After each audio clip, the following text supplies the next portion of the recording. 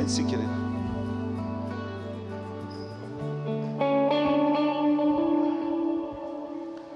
A benção.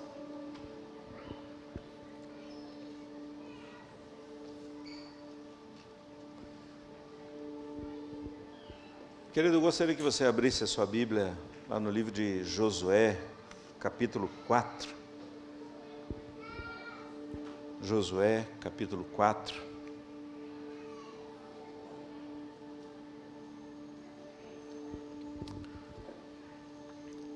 Como já foi feito o convite aqui da Semana de Santificação, amanhã começa a nossa Semana de Santificação das Mulheres.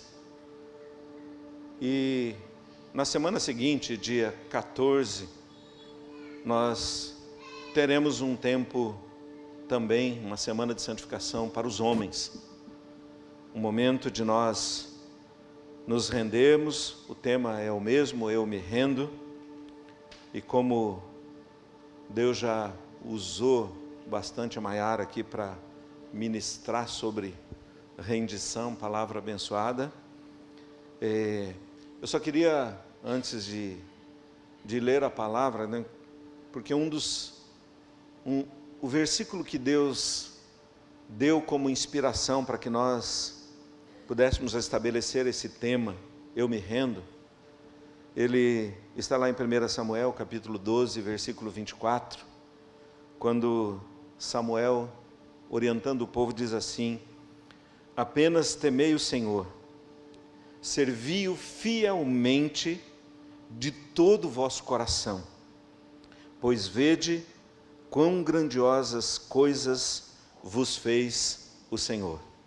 Apenas temei o Senhor e servi-o fielmente de todo o vosso coração, pois vedes quão grandiosas coisas vos fez o Senhor. Samuel estava praticamente encerrando a sua carreira ministerial, já bastante avançado em idade.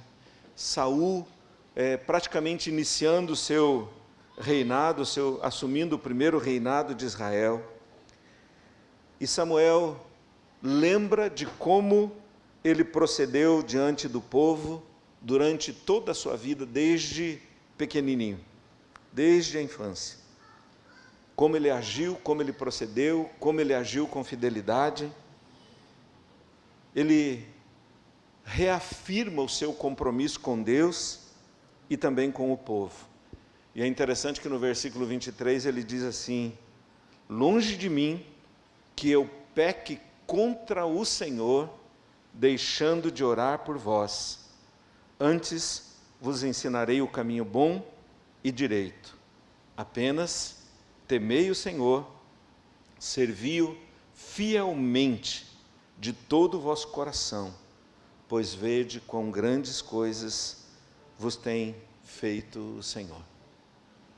Essa é a inspiração dessa Semana de Santificação. Que Deus nos ajude a temer o Senhor e servir o Senhor de todo o nosso coração. Josué 4, dos versos 14 em diante, diz assim, Josué 4, 14 em diante, diz assim: naquele dia, o Senhor engrandeceu a Josué na presença de todo Israel, e respeitaram-no todos os dias de sua vida, como haviam respeitado a Moisés. Disse, pois, o Senhor a Josué: dá ordem aos sacerdotes que levantem a arca do testemunho, que subam do Jordão. Então ordenou Josué aos sacerdotes, dizendo: subi do Jordão. Ao subirem do meio do Jordão, os sacerdotes que levavam a arca da aliança do Senhor, e assim que as plantas dos seus pés se puseram na terra seca, as águas do Jordão se tornaram ao seu lugar e corriam, como dantes, sobre todas as suas ribanceiras. Subiu, pois, do Jordão o povo no dia 10 do primeiro mês, e acamparam-se em Gilgal, do lado oriental de Jericó. As 12 pedras que tiraram do Jordão, levantou-as Josué em coluna em Gilgal, e disse aos filhos de Israel: Quando no futuro vossos filhos perguntarem a seus pais, dizendo: que significam estas pedras? Fareis saber a vossos filhos, dizendo: Israel passou em seco este Jordão. Porque o Senhor vosso Deus fez secar as águas do Jordão diante de vós, até que passasseis, como o Senhor vosso Deus fez ao mar vermelho, ao qual secou perante nós, até que passamos. Para que todos os povos da terra conheçam que a mão do Senhor é forte, a fim de que temais ao Senhor vosso Deus todos os dias. O capítulo 5 diz assim: sucedeu que, ouvindo todos os reis dos amorreus, que habitavam deste lado do Jordão ao ocidente, e todos os reis dos cananeus que estavam ao pé do mar, que o Senhor tinha secado as águas do Jordão, de diante dos filhos de Israel, até que passamos, desmaiou-se-lhes o coração, e não houve mais alento neles por causa dos filhos de Israel. Naquele tempo, disse o Senhor a Josué: faze facas de pederneira e passa de novo a circundar os filhos de Israel. Então Josué fez para si facas de pederneira e circuncidou os filhos de Israel em Gibeate e Haralote. Foi esta a razão porque Josué os circuncidou. Todo o povo que tinha saído do Egito, os homens, todos os homens de guerra, eram já mortos no deserto pelo caminho, porque todo o povo que saíra estava circuncidado, mas a nenhum deles que nascera no deserto pelo caminho, depois de terem saído do Egito, haviam circuncidado. Porque 40 anos andaram os filhos de Israel pelo deserto, até se acabar toda a gente dos homens de guerra que saíram do Egito, que não obedeceram à voz do Senhor, aos quais o Senhor tinha jurado que lhes não havia de deixar ver a terra que o Senhor, sob juramento, prometeu dar a seus pais, terra que emana leite e mel. Porém, em seu lugar, pôs a seus filhos, e a estes Josué circuncidou, porquanto estavam incircuncisos, porque os não circuncidaram no caminho. Tendo sido circuncidada toda a nação, ficaram no seu lugar no arraial, até que sararam. Disse mais o Senhor a Josué: hoje removi de vós o opróbrio do Egito, pelo que o nome daquele lugar se chamou Gilgal até o dia de hoje. Estando, pois, os filhos de Israel acampados em Gilgal, celebraram a Páscoa no dia 14 do mês, à tarde, nas campinas de Jericó. Comeram do fruto da terra no dia seguinte à Páscoa. Pães asmos e cereais tostados comeram nesse mesmo dia. No dia imediato, depois que comeram do produto da terra, cessou o maná, e não o tiveram mais os filhos de Israel. Mas naquele ano comeram das novidades da terra de Canaã. Pai, em nome de Jesus, eu quero mais uma vez te agradecer, Pai, por esse momento, por esse tempo, ó Deus, pelo privilégio que o Senhor nos dá de estarmos reunidos aqui para adoração. Eu quero consagrar mais uma vez, Pai, a minha vida e a vida de meus irmãos e irmãs. Ó Deus, nós estamos agora diante da Tua Palavra. A Tua Palavra por si só, ela é viva, ela é poderosa, ela é eficaz, ela transforma, ela cura, ela restaura, ela muda as perspectivas do nosso coração. Então, Deus, toma-nos nas Tuas mãos, encha-nos mais uma vez, Pai, capacita-nos mais uma vez, ó Deus, a compartilhar aquilo que o Senhor tem, ó Deus, para as nossas vidas nesta manhã.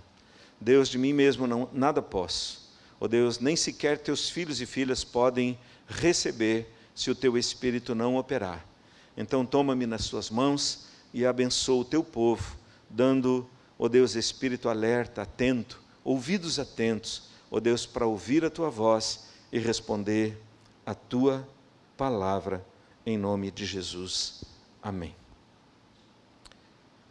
Queridos, pensando aí nos grandes desafios que nós temos pela frente, Deus inquietou meu coração, e também na falta dos pastores que estariam compartilhando conosco nessa manhã, Deus inquietou meu coração para que eu pudesse estar compartilhando esta palavra com você nessa manhã. o meu desafio aqui, aquilo que Deus gerou no meu coração, é o desafio de sermos preparados para vencer.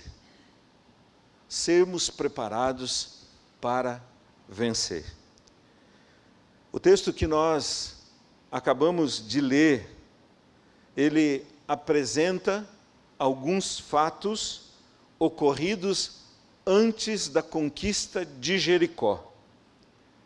Eles tinham o primeiro grande desafio, depois de entrar na terra prometida, que era vencer a cidade de Jericó, onde muitas barreiras, muitos obstáculos precisavam ser vencidos, e não poderiam ser vencidos de qualquer jeito, não poderiam ser vencidos na estratégia humana.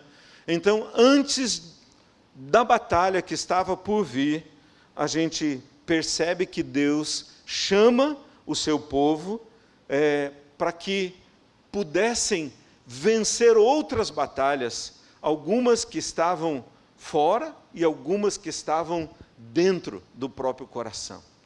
Porque muitas vezes, querido, o que nos desqualifica para vencer não são as batalhas que estão diante de nós, são as batalhas que são travadas dentro de nós, que são travadas em nossa alma, em nosso coração, em nossos pensamentos e sentimentos. E para que aquele povo pudesse estar preparado para vencer o primeiro grande inimigo que estava diante deles, eles precisariam se posicionar para caminhar em fidelidade diante de Deus. E olhando esses desafios, o primeiro grande ensinamento que nós temos aqui, que Deus me chama e te chama, querido, que não depende do que está dentro de mim, não depende do que está fora de mim, não depende das circunstâncias que estão ao nosso redor. Deus nos chama para um posicionamento. Deus nos chama para um posicionamento. Às vezes nós estamos lidando com a vida, mas a partir daquilo que os nossos olhos enxergam, a partir daquilo que o nosso coração sente, a partir daquilo que a nossa mente pensa. Mas Deus não está me chamando para me posicionar perante os meus pensamentos, os meus sentimentos e aquilo que os meus olhos enxergam. Ele me chama para se posicionar a partir da direção que vem do coração dele, a direção que traz vida, que traz cura, que traz restauração aos nossos corações. Quando a gente olha o verso 14 ao 18, ele diz assim: naquele dia o Senhor engrandeceu a Josué na presença de todo Israel, e respeitaram-no todos os dias da sua vida, como haviam respeitado a Moisés. Deus está trabalhando o coração, estava trabalhando o coração do povo, e também o coração de Josué. Josué tinha uma missão gigantesca. Se a gente olhar o capítulo 1, né, a palavra do Senhor vem dizendo assim: Moisés, meu servo, é morto, e agora você tem a tarefa de substituir Moisés. Embora Deus chame Moisés de servo, o último capítulo de Deuteronômio termina dizendo que não houve nenhum outro homem como Moisés, com quem Deus falava face a face. Não houve nenhum outro profeta como ele, não houve outro homem tão grande quanto ele. E Josué é chamado para substituir esse grande homem. Mas quando Deus vai apresentar, vai fazer a transição, Deus não fala que Moisés foi grande, Deus não fala que Moisés foi poderoso, Deus não fala que Moisés era o cara. Deus fala assim: Moisés é meu servo. E ele está dizendo assim: se você agir como servo, como Moisés agiu, eu serei grande contigo. Eu farei as mesmas coisas que fiz. Deus trata o coração, e a partir desse momento o próprio povo começa a enxergar, não a vida de Josué, mas a vida de Deus em Josué. Porque às vezes, querido, que não é a nossa capacidade que nos faz grandes, mas é a intensidade daquilo que Deus tem nas nossas vidas. Deus ministra o coração desse homem de uma forma muito especial. E a partir desse momento, Deus dá uma direção para Josué. Disse, pois, o Senhor a Josué: dá ordem aos sacerdotes que levam a arca do testemunho que subam do Jordão. Então ordenou Josué aos sacerdotes, dizendo: subi do Jordão. Ao saírem do meio do Jordão, os sacerdotes que levavam a arca da aliança do Senhor, e assim que as plantas dos seus pés se puseram na terra seca, as águas do Jordão se tornaram ao seu lugar e corriam normalmente como antes acontecia. O grande desafio, querido, é a gente discernir a voz de Deus. Quando você está ouvindo a palavra, seja por intermédio, eu fui muito abençoado aqui na abertura desse culto por intermédio da Maiara. Era Deus falando, não era a Maiara falando. Era Deus falando comigo, era Deus falando contigo, era Deus falando conosco. Se a gente está atento à voz do Senhor, quando os pastores estão pregando, quando homens de Deus estão anunciando a palavra, nós precisamos entender quem é que está falando conosco. Quem é que está falando conosco? E quando nós nos rendemos à palavra que está sendo liberada, porque o que sai da boca de Josué é o que Deus estava dizendo para Josué. Deus fala com Josué e Josué ministra o coração do povo. Disse, pois, o Senhor a Josué: dá ordem, dá direção para os sacerdotes. Se eu quero estar preparado, porque a batalha está presente, as batalhas estão presentes, o tempo todo. A gente sai de uma luta, entra na outra, sai da outra, entra na outra. Quando a gente pensa que já venceu, tem 2, 3 para vencer. E vai ser assim até Jesus voltar. Mas nós precisamos nos posicionar diante da palavra de Deus, diante da direção do Senhor. Quem deseja ser preparado para vencer? Então diga para a pessoa que está pertinho de você, se posicione. Se posicione. O que pode impedir a gente de se posicionar? O que impede a gente de se posicionar? Na maior parte do tempo, querido, aquilo que os nossos olhos enxergam, aquilo que os nossos ouvidos ouvem, aquilo que a gente lida constantemente. Por exemplo, se você está lidando com uma dificuldade financeira, né? Aí a palavra do Senhor diz assim: trazei à casa do Senhor os dízimos e as ofertas. Qual voz grita mais alto no seu coração? A de Deus ou aquilo que você está vivendo no seu entorno? Você está num conflito familiar, né? Qual voz que você ouve com mais intensidade? O que te impede de se posicionar, normalmente é aquilo que os meus olhos enxergam, os meus ouvidos ouvem, ou as circunstâncias nas quais nós estamos envolvidos. Por isso é que Jesus diz lá em Mateus 6, versículo 22, quando ele diz assim: os olhos são a lâmpada do corpo. Se os teus olhos forem bons, todo o teu corpo será luminoso. Se os olhos forem maus, ele diz: grande serão as trevas que há em ti.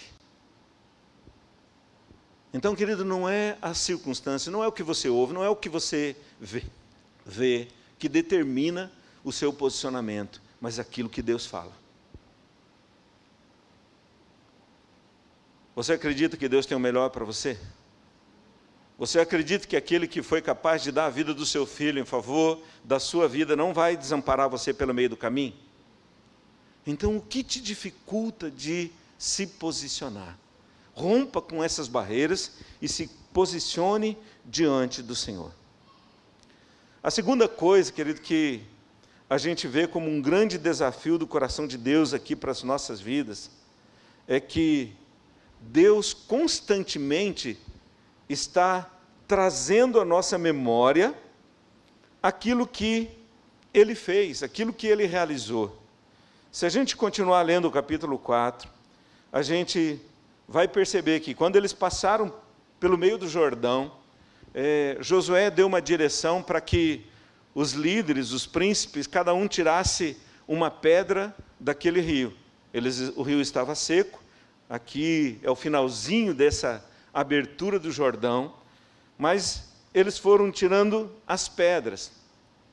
E aqui nesse momento, quando eles já estão do outro lado, o versículo 19 diz assim: subiu, pois, do Jordão o povo no dia 10 do primeiro mês, e acamparam em Gilgal, do lado oriental de Jericó. As 12 pedras que tiraram do Jordão, levantou-as Josué em coluna em Gilgal, e disse aos filhos de Israel: quando no futuro vossos filhos perguntarem a seus pais, dizendo: que significam essas pedras? Fareis saber a vossos filhos, dizendo: Israel passou em seco este Jordão, porque o Senhor vosso Deus fez secar as águas do Jordão diante de vós, até que passasseis, como o Senhor vosso Deus fez ao mar vermelho, ao qual secou perante nós, até que passássemos, para que todos os povos da terra conheçam que a mão do Senhor é forte, a fim de que temais ao Senhor vosso Deus todos os dias. Interessante essa experiência. Eu fico tentando imaginar aqui, queridos, que embora o propósito pareça ser a geração que vem ali pela frente, eu entendo, eu imagino que o que Deus estava trabalhando, primeiramente, era o coração daquela geração. Porque se a gente olhar Deuteronômio 6, ele diz assim, nos 7 primeiros versículos, a gente vê Deus dizendo assim que ele chama os pais para uma conversa, os líderes, fala das lutas, das batalhas que eles teriam que vencer quando entrassem na terra prometida, e ele diz assim aos pais: vocês precisam amar o Senhor de todo o coração, vocês não podem esquecer do que Deus fez pela vida de vocês, aquilo que Deus realizou em favor das suas vidas, precisa permear a sua vida, e vocês vão contar aquilo que Deus fez pela vida de vocês aos vossos filhos. Deus estava mexendo com o coração de uma geração, para que a próxima geração fosse garantida, para que a próxima geração fosse fortalecida. Tem muito pai esquecido. E aquela geração, se aquela geração não preservasse os feitos de Deus na vida deles, o que eles teriam para passar para os filhos? O que eles teriam para compartilhar com os filhos? Querido, você compartilha o que Deus tem feito na sua vida com seus filhos? Porque o que garante, querido, esse é o memorial. O que Deus tem feito na sua vida, o que Deus tem realizado na sua vida, é o memorial para os seus filhos.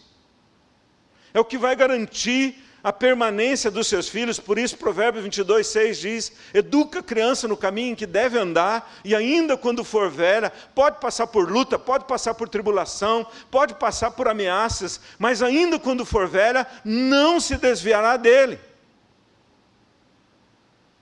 Mas às vezes a gente passa mais as lutas ou as dificuldades do que verdadeiramente aquilo que Deus realiza nas nossas vidas, de quem realmente Deus é nas nossas vidas, de quem realmente Deus é em nossos corações. Deus faz um memorial, levanta uma coluna.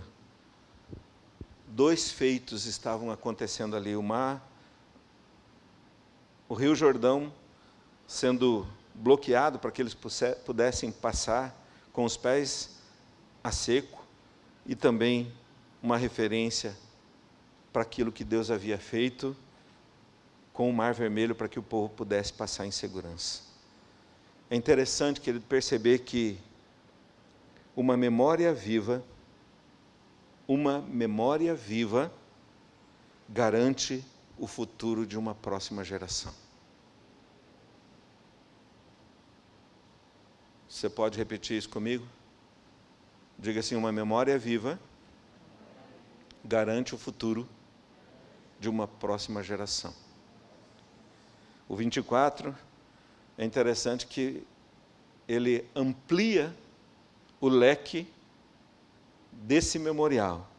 E ele diz assim, primeiro ele fala dos filhos, e depois diz assim, para que todos os povos da terra conheçam que a mão do Senhor é forte. Que a mão do Senhor é forte, a fim de que temais ao Senhor vosso Deus todos os dias. Se a gente olhar esse texto e associar lá com o Salmo 78, eu tenho falado de vez em quando do Salmo 78, mas é interessante que ele diz assim, escutai, povo meu, a minha lei, prestai ouvidos às palavras da minha boca, abrirei os lábios em parábolas e publicarei enigmas dos tempos antigos. O que ouvimos e aprendemos, o que nos contaram nossos pais, não o encobriremos a seus filhos, contaremos à vindoura geração os louvores do Senhor e o seu poder e as maravilhas que fez. Ele estabeleceu um testemunho em Jacó e instituiu uma lei em Israel e ordenou a nossos pais que os transmitissem a seus filhos, a fim de que a nova geração os conhecesse. Filhos que ainda hão de nascer, se levantassem e por sua vez os referissem aos seus descendentes, para que pusessem em Deus a sua confiança e não se esquecessem dos feitos de Deus, mas lhe observassem os mandamentos, e que não fossem como seus pais, geração obstinada e rebelde, geração de coração inconstante, e cujo espírito não foi fiel a Deus. Os filhos de Efraim, embora armados de arco, bateram em retirada no dia do combate. Não guardaram a aliança de Deus, não quiseram andar na sua lei, esqueceram de suas obras e das maravilhas que lhe mostraram. É interessante esse salmo. Se a gente olhar bem para ele, ele está falando, se nós nos posicionarmos em Deus, se nós mantermos o nosso coração vivo na presença do Senhor, a gente garante não somente a próxima geração, mas você vai ter, como diz o Salmo 128, você vai ver a geração dos filhos, você vai ver a geração dos netos, e hoje em dia você tem o privilégio de ver os bisnetos abençoados na presença do Senhor. Quem deseja ver os netos e bisnetos abençoados aí? Então se posicione e mantenha viva a sua memória em nome de Jesus. Terceiro pontinho aqui, estamos quase acabando. Antes das 18h30 a gente termina. Terceiro, quando a gente olha o capítulo 5, é interessante como começa o capítulo 5. A palavra diz, no capítulo 5, diz assim, sucedeu que, ouvindo todos os reis dos amorreus que habitavam deste lado do Jordão ao ocidente, e todos os reis dos cananeus que estavam ao pé do mar, que o Senhor tinha secado as águas do Jordão de diante dos filhos de Israel, até que passamos, desmaiou-se-lhes o coração, e não houve mais alento neles por causa dos filhos de Israel. Queridos, o testemunho de um homem de Deus, o testemunho de um povo de Deus, faz com que o inimigo recue. Eu vou repetir isso para você poder se manifestar. Eu disse que o testemunho de um homem de Deus, o testemunho de um povo de Deus, enfraquece o inimigo. Faz com que o inimigo recue. Os reis amorreus, os reis cananeus, eram reis fortes e poderosos, que poderiam produzir grande destruição no povo de Deus, mas o testemunho do que Deus fazia no meio deles, o testemunho do que Deus operava no meio do povo de Israel, o testemunho de que Deus foi capaz de abrir o rio para que o povo passasse com os pés em seco. O texto diz assim: desmaiou-lhes o coração e não houve mais alento neles. É como se dissesse, eles perderam a força. Perderam a força. Os testemunhos dos filhos de Israel, o testemunho dos filhos de Israel venceu uma batalha. Amado, o que o povo de fora ouve a nosso respeito? No local onde você trabalha, a forma como você lida com a vida, a maneira com que você trata as coisas, enfraquece ou fortalece o poder do inimigo?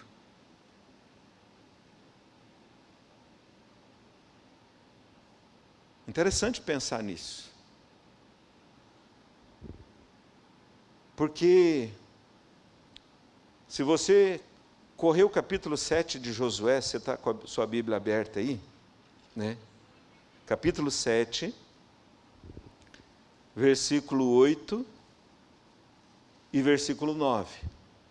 Se um testemunho do que Deus faz enfraquece o inimigo, um testemunho ruim fortalece o inimigo. O capítulo 7 fala de uma derrota do povo de Israel para um povo minúsculo, o povo de Ai. Israel olhou o povo e falou: bom, esse povo é muito pequenininho, manda lá um bocadinho de gente que essa batalha já está vencida.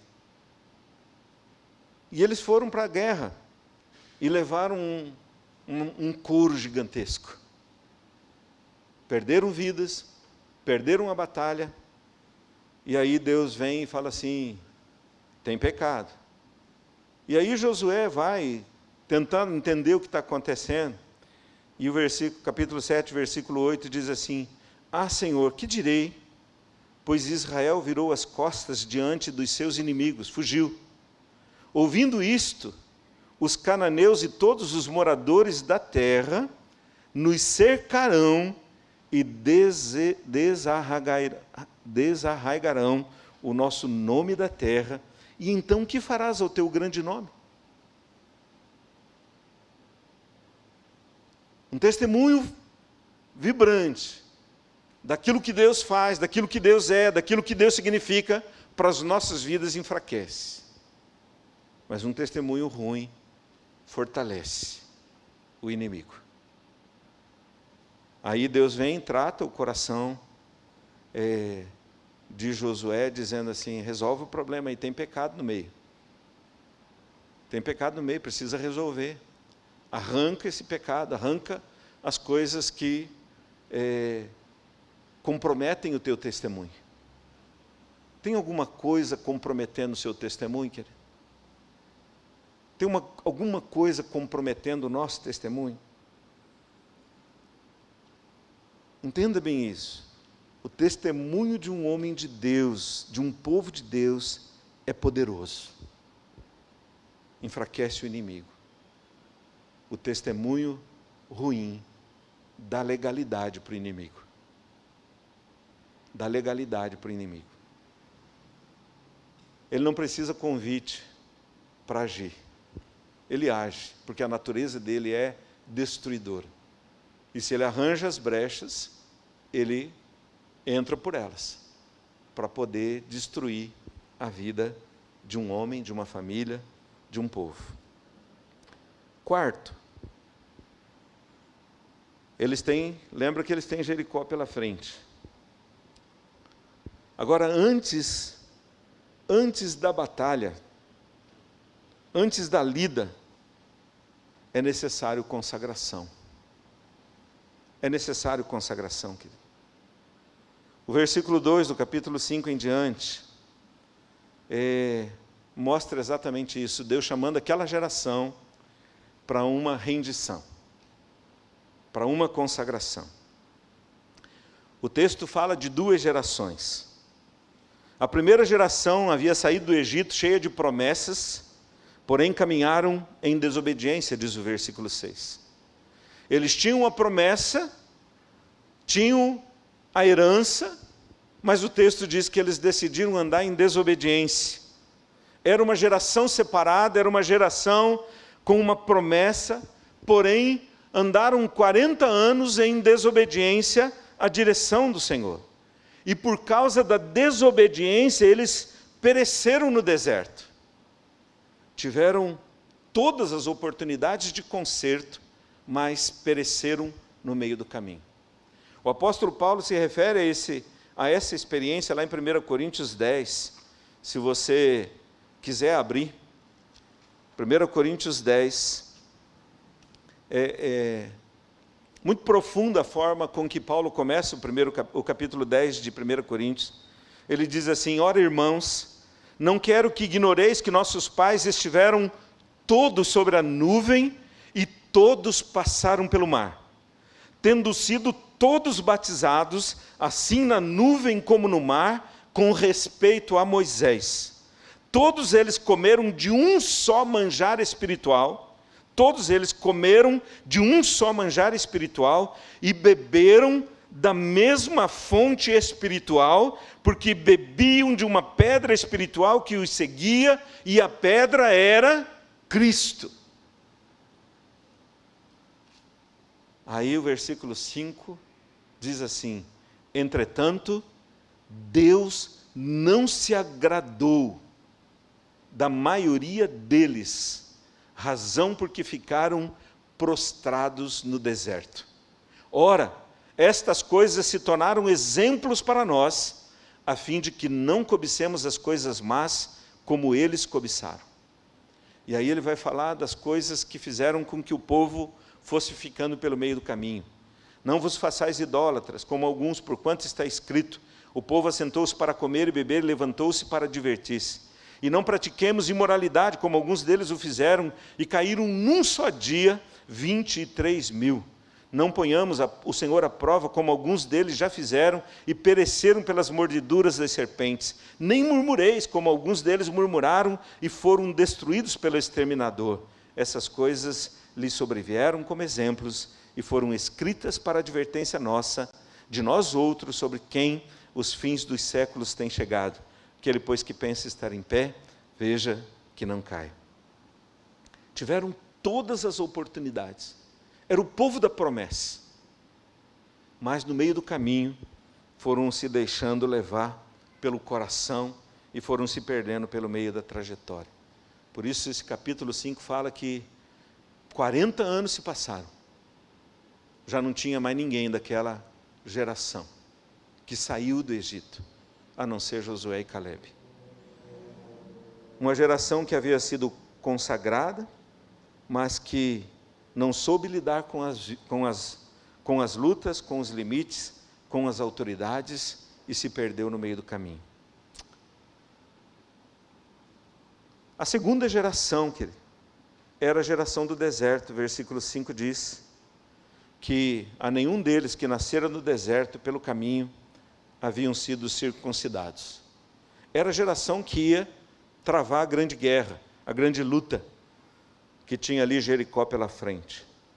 A geração que nasceu no meio das lutas, a geração que nasceu no meio do nada, a geração que não tinha onde se agarrar, a geração que escutou histórias, a geração que presenciou cuidado, a geração que provou da fidelidade do sustento de Deus, a geração que presenciou a rebeldia de muitos e viu a misericórdia de Deus em todas as ações. Essa geração foi chamada agora para a consagração. Nós temos mais de 2000 anos de história da igreja. Já vimos muitas coisas, já ouvimos muitas coisas. Conhecemos muitas histórias. Conhecemos histórias dos feitos de Deus. Conhecemos histórias de como Deus resgata, como Deus opera, como Deus renova, como Deus aviva. Vemos também muitas coisas ruins, escutamos muitas coisas ruins. Agora, Deus, o que nós fazemos com essas histórias, querido? Deus não me chama e não te chama para nos prendermos nas histórias ruins. Deus nos chama para focarmos os nossos olhos, e nós somos o povo da geração presente, e Deus quer nos usar de uma maneira poderosa, de uma maneira profunda, de uma maneira significativa, mas às vezes nós estamos prisioneiros de coisas que escutamos, que ouvimos. O que Deus quer fazer, querido, nesse momento, é glorioso. Hoje nós não temos a Jericó como eles tinham ali pela frente. Mas o inimigo que operava naquele tempo é o mesmo que opera ainda hoje. Mas eu preciso ter no coração que o meu Senhor também é o mesmo hoje, é o mesmo amanhã e é o mesmo eternamente. É o Deus que foi lá no Egito e tirou o povo de lá. É o mesmo Deus que me buscou no lixo por intermédio do sacrifício do Senhor Jesus e me chama para me levantar no poder e na autoridade dEle nesse tempo.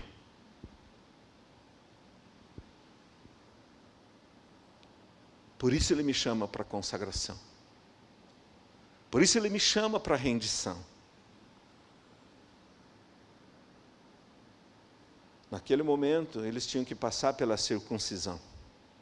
E a circuncisão não era um negócio simples, principalmente para os adultos. Né? Passar pela cirurgiazinha com uma faca de pedra, o negócio é dolorido.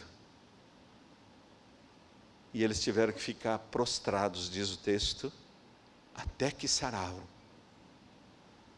Queridos, consagração exige de mim renúncia. Abrir mão do que tenho para receber de Deus aquilo que Ele tem. O que é melhor? O que você tem ou o que Deus tem para você, para a minha vida? E às vezes dói esse negócio. Né? Eu abri mão das minhas convicções, eu abri mão dos meus pensamentos, eu abri mão das minhas coisas. É uma faca de pedra que penetra. E dói o negócio. Mas quando você decide que aquilo que Deus tem é melhor, você pode ter certeza, querido, que você vai se levantar dali com uma autoridade, um poder e uma vida que você nunca experimentou da parte de Deus. Às vezes a gente escolhe ficar como a geração que saiu do Egito, murmurando a vida inteira, reclamando a vida inteira. Tem um monte de crente que o seu vocabulário é murmuração, o seu vocabulário é maledicência, o seu vocabulário é reclamação. Mas Deus não quer você escravo dessas coisas. Deus quer você em consagração. Deus quer tirar você daquela velha geração e trazer você para a nova geração, no poder do Espírito, caminhando em consagração, caminhando cheio de vida, cheio de unção e cheio de autoridade do Senhor, em nome de Jesus. E a última coisa, diga assim comigo: geração consagrada é geração honrada. Geração consagrada é geração honrada. Aquela geração, capítulo 5, versículo 9. E eu vou terminar com isso, de verdade, agora é de verdade mesmo. Aquela geração, capítulo 5, versículo 9, recebe uma palavra de Deus poderosa, né? Poderosa. Ele diz assim: passaram todos pela consagração, todos foram circuncidados. No versículo 8 diz assim: tendo sido circuncidada, toda a nação ficaram no seu lugar, no arraial, até que sararam. Aí disse o Senhor a Josué: hoje, olha que coisa interessante, né? Quantos anos fazia que eles tinham saído do Egito? 40. né? Deus fala assim: disse mais o Senhor a Josué: hoje removi de vós o opróbrio do Egito, pelo que o nome daquele lugar se chamou Gilgal até o dia de hoje. Hoje removi de vós a vergonha do Egito. 40 anos. Não houve um dia sequer sem que Deus não estivesse trabalhando, sem que Deus não estivesse operando, sem que Deus não estivesse suprindo, sem que Deus não estivesse socorrendo o povo. Mas o povo prisioneiro. Deus chama essa nova geração e diz assim: hoje eu estou estabelecendo aqui uma nova aliança. Estou removendo a vergonha que foi estabelecida lá atrás. Amados, e aí, versículo 10, diz o texto aqui: estando, pois, os filhos de Israel acampados em Gilgal. Gilgal era o lugar, um lugar especial, o lugar do milagre, o lugar da transformação, o lugar da restauração. Então, assim, estando os filhos de Israel acampados em Gilgal, celebraram a Páscoa no dia 14 do mês, à tarde, nas campinas de Jericó. E se a gente olhar lá atrás, a Páscoa era a saída do povo, a libertação do povo, a restauração. Eles estavam saindo da escravidão, do domínio de Faraó, para uma nova vida, começando a caminhar de novo em direção à terra que Deus havia prometido. Aqui eles celebram a vitória, celebram a saída, celebram a conquista. E aí o verso 11 diz assim: comeram do fruto da terra no dia seguinte à Páscoa, pães asmos e cereais tostados comeram nesse mesmo dia. E o versículo 12 diz assim: no dia imediato, depois que comeram do produto da terra, cessou o maná. E não o tiveram mais os filhos de Israel, mas naquele ano comeram das novidades da terra de Canaã. Rompe um ciclo de escravidão, rompe um ciclo onde eles estavam andando sem muita direção, reclamando de tudo, murmurando de tudo, muitas vezes reclamando de Moisés, reclamando de Deus, reclamando de um monte de coisa. E nesse tempo Deus agia de uma forma poderosa.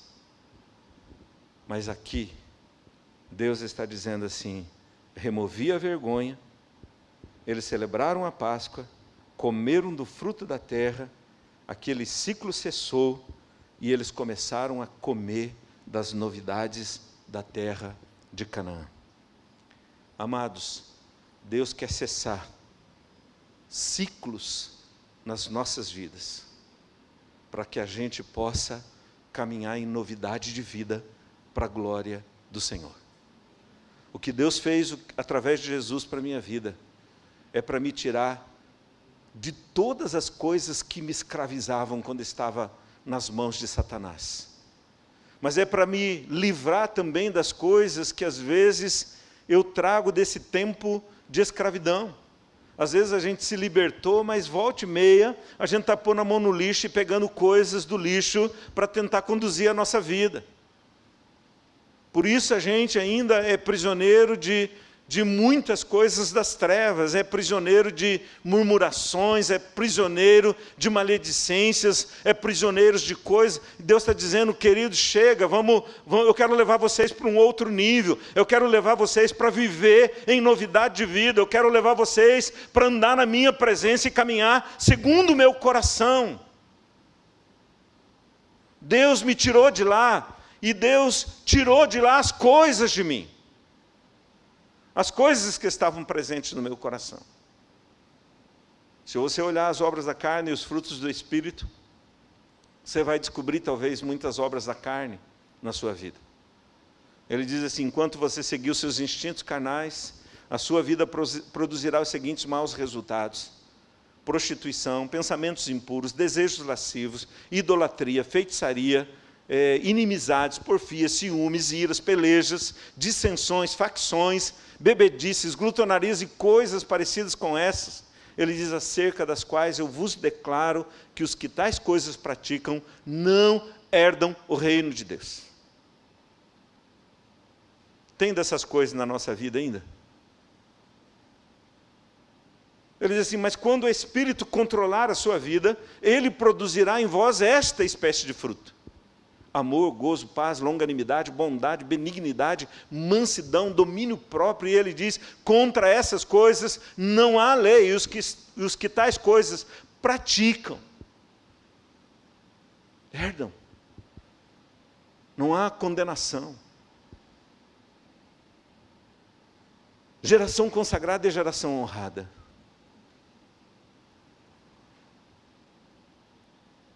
Talvez você fale assim: pastor, parece que quanto mais eu me consagro, mais ataque do inimigo tem. Mas você não precisa da honra do inimigo. Não é o inimigo que te honra. Não é o inimigo que me honra. O inimigo veio com propósito de destruição. Mas quando eu me consagro, o Senhor está comigo. O Senhor me sustenta, o Senhor me ampara, o Senhor me fortalece, o Senhor me agracia, o Senhor me enche de vida. E Ele que me põe de pé.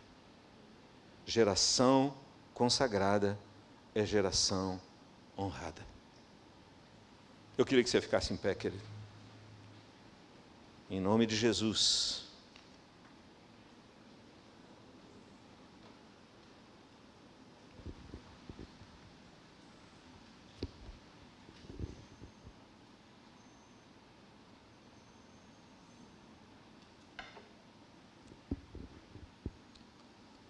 Será que a gente consegue cantar alguma coisa aqui? Rendido estou.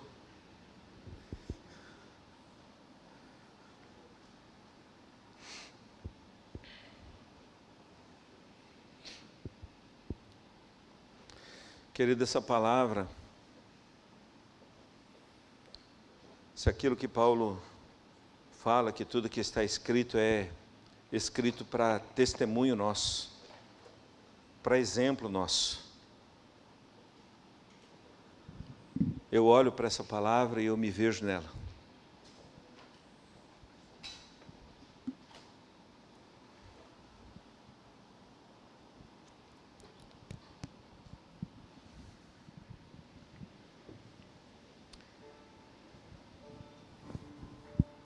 Sendo preparados para vencer. Aquela geração estava sendo preparada para vencer.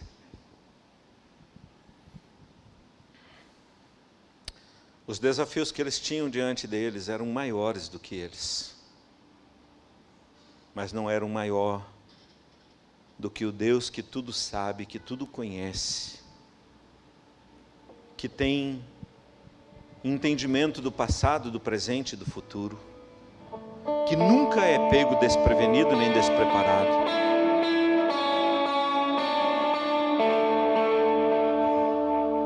Para vencer, eles precisavam ouvir a direção de Deus. Querido, não é diferente comigo e com você. Assim como Deus chamou aquele povo para um posicionamento,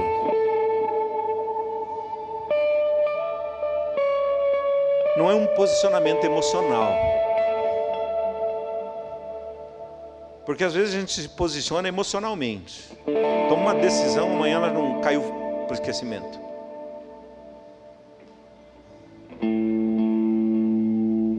Você sabe em quem você crê?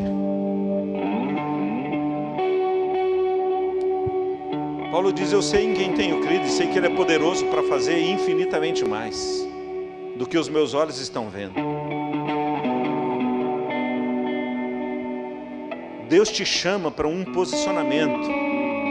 Porque eu creio, querido, que apesar de toda a luta que nós possamos ter em 2022, Deus está chamando o seu povo, preparando o seu povo para vencer.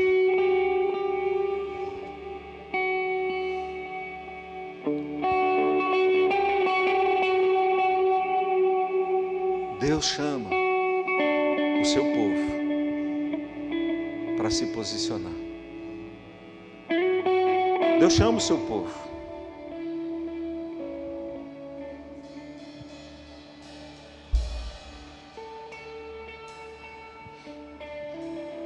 Eu queria que você fechasse seus olhos. É você e o Senhor. Eu e o Senhor. Nós e o Senhor.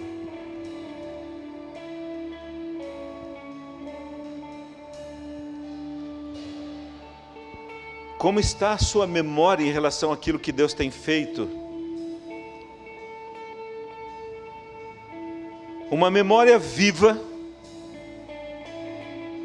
garante uma geração e impacta a terra toda. Por isso que quando vem os momentos de avivamento, você ouve os grandes feitos de Deus. Porque o testemunho é tão vivo, é tão forte, que muitas vezes pessoas de outras nações se movem para aqueles lugares para ouvir e ver o que Deus está fazendo.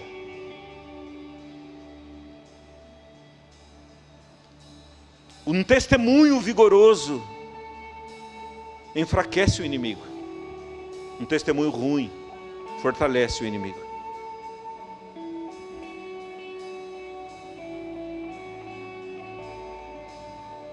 Querida, em nome de Jesus, eu queria que você, se Deus de alguma forma está falando contigo, ministrando teu coração, eu queria que você saísse do seu lugar, porque a palavra diz que antes da batalha vem a consagração. Antes de Jericó, a gente precisa estar em Deus. Já ouvimos tantas coisas, querido, boas e ruins, mas eu tenho dito para Deus que não são essas histórias ruins que tem que mexer e mover meu coração. Eu quero fazer parte de uma geração consagrada, que nem sempre vai ser honrada por homens, nem sempre vai ser reconhecida por homens, mas que é reconhecida pelo Senhor. Que um dia o Senhor vai olhar para essa geração e dizer: servo bom e fiel, porque foste fiel nas pequenas coisas, vem para cá, desfruta daquilo que tem. Servo bom e fiel. Eu queria te desafiar, querido, se Deus tem de alguma forma falado contigo, sai do seu lugar, vem aqui no altar. Se você está com a sua família e quer consagrar a sua família, traga a sua família aqui para o altar. Se você representa a sua família, vem aqui para o altar e diga: eu quero apresentar minha família diante do Senhor, eu quero confessar, eu quero entregar, eu quero derramar meu coração, eu quero me posicionar, eu quero me levantar diante do Senhor.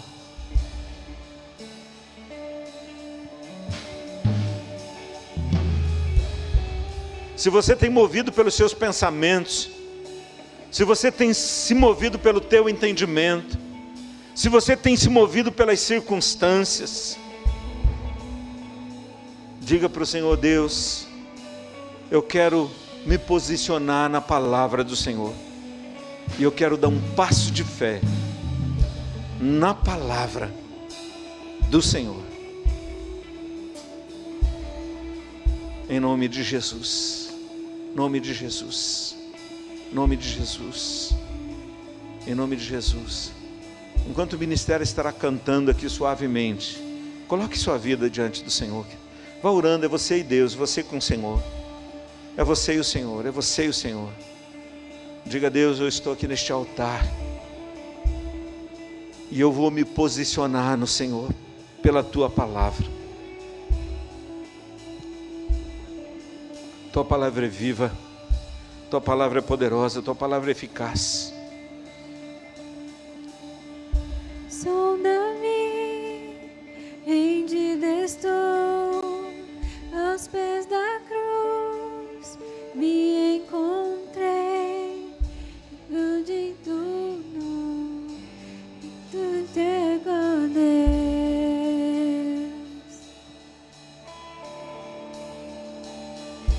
vem limpar as minhas mãos, purificar meu coração, que eu ande em tudo que tu tens pra mim.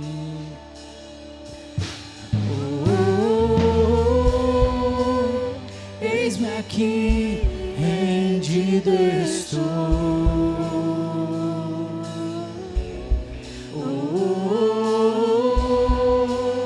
Eu sou teu e tu és meu, Jesus.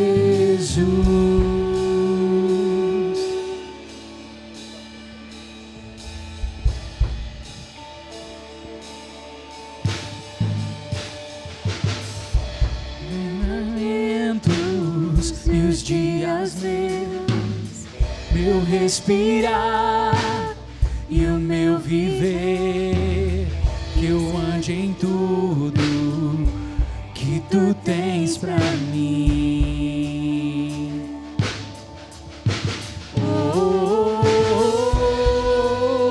Eis-me aqui, rendido estou.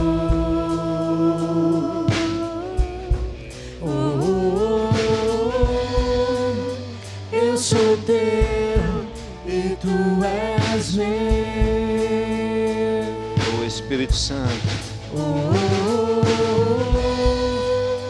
Eis-me aqui, rendido estou. Pai, em nome de Jesus, nós nos colocamos nas tuas mãos, Pai, nesta manhã. Deus, esse tempo tão precioso, Pai. Ó Deus, quando o Senhor nos chama, ó Deus, para nos consagrarmos, Pai. Nos chama para nos rendermos. Nos chama, ó Deus querido, para um posicionamento diante do Senhor. Que o Senhor nos chama para nos preparar para vencermos, Pai. Ó Deus, há tantas lutas, há tantas batalhas, há tantas dificuldades que estão diante de nós. Ó Deus, e muitas vezes nós estamos tentando lidar com elas, ó Deus querido, com os nossos sentimentos, pensamentos, ó Deus, com as nossas, ó Deus, circunstâncias, e deixamos o Senhor que é poderoso, deixamos a Tua palavra de lado. Ó Deus, em nome de Jesus, nesta manhã, ó Deus, sonda o meu coração e o coração de meus irmãos, de minhas irmãs, Pai. Ó Deus, nós queremos, em nome de Jesus, nos posicionar, ó Deus, diante do Senhor, Pai. Ó Deus, toma-nos nas Tuas mãos. Ó Deus querido, traz a nossa memória, aviva o nosso coração. Ó Deus, que o nosso testemunho, a nossa memória seja viva. Ó Deus, para que, ó Deus, aqueles que convivem conosco possam saber quem é o Senhor da nossa vida, quem é o Senhor que tem todo o poder e autoridade sobre os nossos corações. Ó Deus, que não sejam educados apenas religiosamente, mas vejam o poder do Senhor de uma forma gloriosa nas nossas vidas, para que quando estiverem na luta, ó Deus, eles possam saber que é o Senhor quem vence, é o Senhor quem dirige, é o Senhor quem conduz, é o Senhor que traz o céu, ó Deus, para a terra. Deus, no poder do Teu nome, nós oramos, Pai. Ó Deus, se o nosso testemunho, ó Deus, tem fortalecido, ó Deus, o inimigo, nós queremos Te pedir perdão, Pai, nesta manhã. Ó Deus, querido, e clamar que o Senhor possa nos ajudar, ó Deus, pela ação e pelo poder do Teu Espírito. Quando o Senhor iniciou a igreja, o Senhor disse que derramaria do Teu Espírito, derramaria do Teu poder, e pelo Teu poder nós seríamos Tuas testemunhas. Ó Deus, santifica as nossas vidas, santifica o nosso coração, Pai. Deus, nós somos Teus, ó Deus querido, uma geração chamada, ó Deus, pelo Senhor, ó Deus, para viver a Tua vontade, para viver a Tua vontade. Ó Deus, queremos confessar que muitas histórias, ó Deus, de frustração, de decepção, ó Deus, estão marcando essa geração, e esquecemos, ó Deus, da geração, ó Deus, que manifesta o Teu poder. Deus, no poder do Teu nome, nós pedimos perdão, ó Deus, e nos levante, Pai, em santidade, nos levante, Pai, ó Deus, segundo o Teu coração. Pai, nós fazemos parte de uma geração chamada para consagração, E uma geração consagrada é uma geração honrada pelo Senhor. Eu vejo uma geração, ó Deus, consagrada e uma geração honrada pelo Senhor, no poder do nome de Jesus. Louvado seja o teu nome. Amém e amém.